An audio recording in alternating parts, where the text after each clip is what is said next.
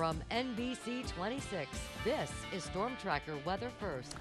Good morning. Lots of sunshine today, and we'll need it because we're starting off cold. Temperatures in the lower 30s at Augusta Regional Airport this morning. Most of you around 35 degrees, but even that cold enough to produce some frost out there. But look at the quick warm up today. 77 degrees for our high.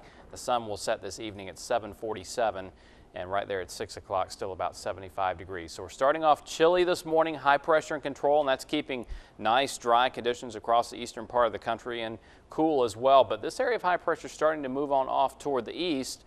And on the back side of that, we get a southwesterly wind developing, and that will help to warm us up a good bit today. Again, highs in the mid to upper 70s across the area, and we'll stay dry and mainly clear as we head into the overnight hours into Tuesday morning. Starting to see a few clouds developing back to the west of us during the day on Tuesday out ahead of that cold front there, but that front's really not going to bring us any cooler temperatures. In fact, it's going to fizzle out before it gets here. So we're going to keep those warm conditions around pretty much all week long. 77 for today. Patchy morning frost and a quick warm up. Winds will be southwest at 3 to 6 miles per hour.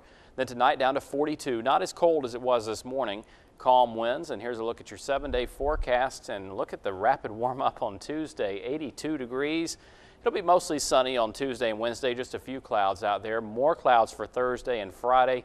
Very warm, highs in the low to mid 80s, and we'll see our next rain chances arrive next weekend. But until then, pretty dry and lots of pollen flying around out there, so you want to be sure to take your allergy medicine if you're allergic to the pollen. Have a great day.